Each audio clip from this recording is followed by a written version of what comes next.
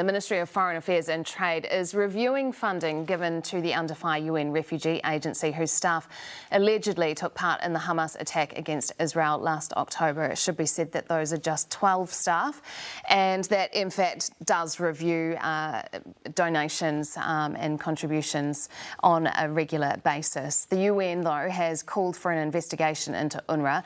Former Prime Minister and former UN Administrator Helen Clark joins us this morning live from London. Thanks very much for being with us. Thanks. Firstly, what do you make of MFAT saying they're going to review this money, the $1 million that New Zealand contributes?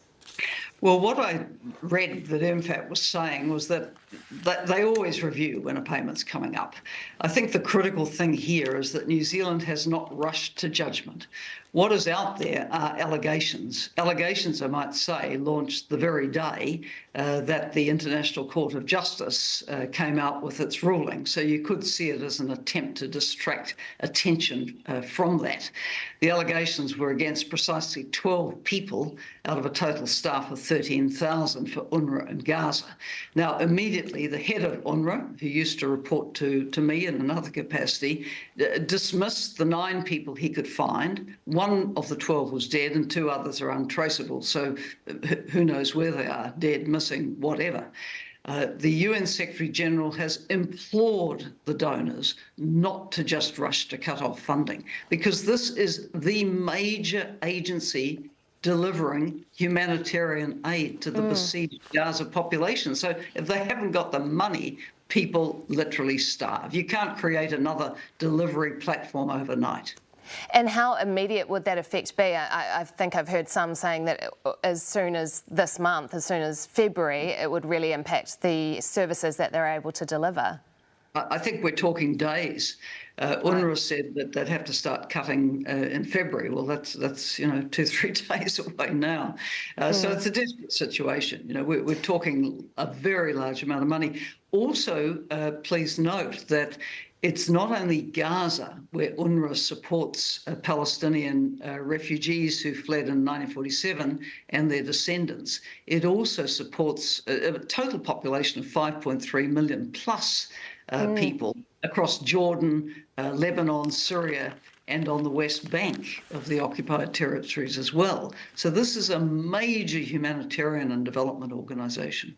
Yeah, I mean, I think there's hundreds of schools and health facilities, aren't there? Do you think then that countries like Australia, like the US, have been premature in suspending this funding? Oh, totally premature. What you have are allegations against a tiny proportion of the staff of UNRWA. To use that as an excuse to remove literally hundreds and hundreds of millions of dollars funding from the organisation is outrageous, particularly when that organisation is so critical in trying to get the limited aid that Israel does allow over the border to people who are starving and sick. There is some history, isn't there, between Israel and UNRWA. Do you think that would have had any impact or played any role in these countries who have suspended funding in making that decision?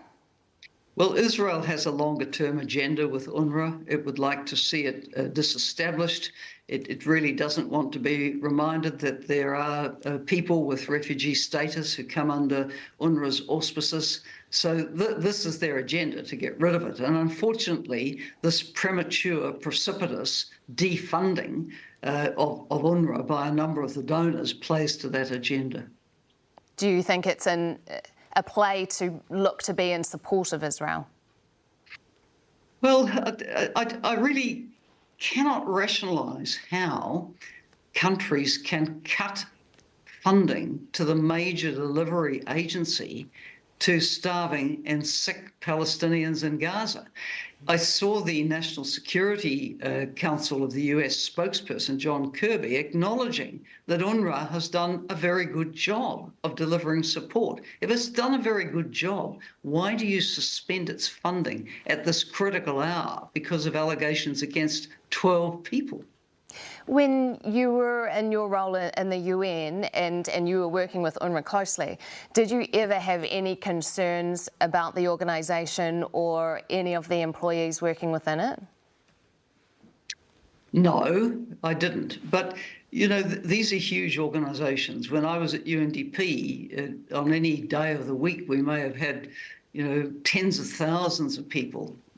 Once I think I counted 40,000 plus on some kind of UNDP contract. Could I look at you hand on heart and say, not a single one of them ever did anything wrong? Of course I couldn't.